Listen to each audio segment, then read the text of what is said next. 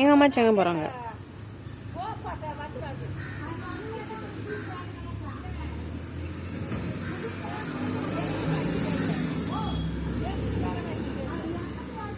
இன்னைக்கு மார்கழி 1. எல்லார் வீட்லேயும் கோலம் போட்டிருக்காங்களா? எங்கள் வீட்லேயும் கோலம் போட்டிருக்காங்களா? போட்டிருக்காங்க. எங்கள் அம்மா தான் காலையில் கோலம் போட்டாங்க. மார்கழி 1 ஒரு 4 வருஷத்துக்கு முன்னாடி மார்கழி 1ஆம் வந்து இன்னைக்கு மார்கழினா விடிய காலையில் 5 மணிக்கெலாம் 5 மணிக்கெலாம் செங்கம் சிவன் கோவிலில் வந்து புத்தகம் வித்துட்டு இருந்தானா. அப்போ புத்தகம் வித்துட்டு இருக்கும்போது சுரேஷும் சுபுவும் என்னை பார்த்துட்டு, மேடம் உங்களுக்கு இந்த நிலைமை அப்படின்ட்டு சொன்னாங்களா? அதில் கஷ்டமாயிட்டு அதோட கொக்கோ உள்ளப்பா. அதோட என்ன பண்ணிட்டேன், புக்கு வந்து பேக்கில் கேரி பண்ணி கொண்டு போய் விற்கிறத வந்து இது பண்ணிட்டேன். ஆனால் அன்றைக்கி நல்ல சேல். இதுக்கு முன்னாடி திருவண்ணாமலையெல்லாம் நானும் என்னோட பிஸ்னஸ் பார்ட்னரும் திருவண்ணாமலையில் போய் ஒரு முறை புத்தகம் விற்றோம்.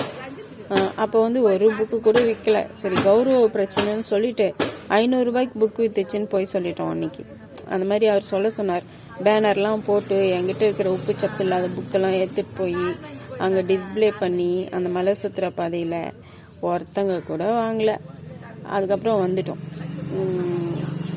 அதுக்கப்புறம் அவர் பிஸ்னஸ் பார்ட்னர் வந்து என்ன பண்ணார், சொல்லாமல் கொள்ளாமல் ஓடி போயிட்டார். பிஸ்னஸ் கொஞ்சம் லாஸ் ஆச்சு. அப்புறம் அவரும் சொல்லாமல் ஓடி போயிட்டாரா.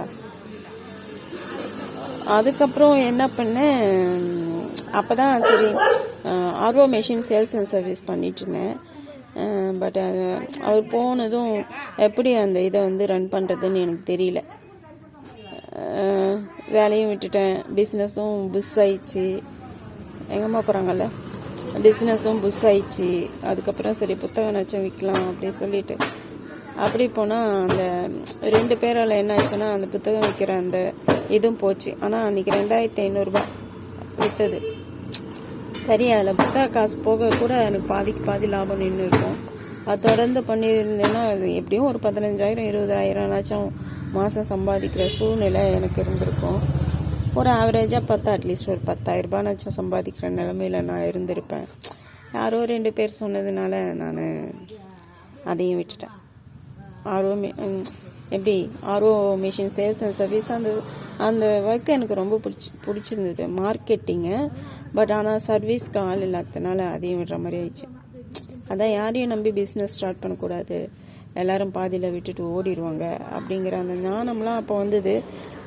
அதுக்கப்புறமும் அப்படியெல்லாம் யாரும் சப்போர்ட் பண்ண மாட்டாங்க அப்படிங்கிற அந்த நிலைமை இருந்தும் கூட நான் திரும்ப என்ன பண்ணிட்டேன், எல்லாரையும் டிபெண்ட் பண்ணுற மாதிரி டாக்ஸ் வந்து அடாப்ட் பண்ண ஆரம்பிச்சிட்டேன். அப்புறம் ரெஸ்கியூ பண்ணி அதை வந்து ட்ரீட்மெண்ட் பார்த்து உடம்பு சரியில்லாத டாக்லாம் வந்து இது பண்ணும்போது கொஞ்சம் டாக் அதிகமானதும் எல்லாரும் பிச்சுக்கிட்டு ஓடி போயிட்டாங்க. எங்களுக்கு நாய்ப்பி ஆள்றதுக்கெலாம் எங்களால் முடியாதுடா சாமி அப்படின்ட்டு ஓடி போயிட்டாங்க. இப்போ கடைசியில் என் கூட இருக்கிறது யாருன்னு பார்த்தா எங்கள் அம்மா மட்டும் தான் ஹெல்ப் பண்ணுறாங்க. அவங்களும் சொல்லிட்டாங்க, என்னால் ரொம்ப நாள்லாம் ஹெல்ப் பண்ண முடியாது, இப்போ உனக்கு வந்து கை சரியில்லாததுனால நான் உனக்கு ஹெல்ப் பண்ணுறேன் அப்படின்ட்டாங்க. அப்புறம் அலமேல் அம்மா அங்கே சாப்பாடு வைக்க வராங்க. அவங்க இன்றைக்கி மார்கழி 1 என்னெல்லாம் உனக்கு வந்து காலையில் சாப்பாடெலாம் வைக்க முடியாது, நான் கோயிலுக்கெலாம் போயிட்டு வந்து தான் சாப்பாடு வைக்க வருவேன் அப்படின்ட்டாங்க. ஸோ நான் நைட்டே சாப்பாடு வடிச்சேன்னா காலையில் கெட்டு போயிடும் அப்படிங்கிறதுனால இன்னும் யாருக்குமே சாப்பாடு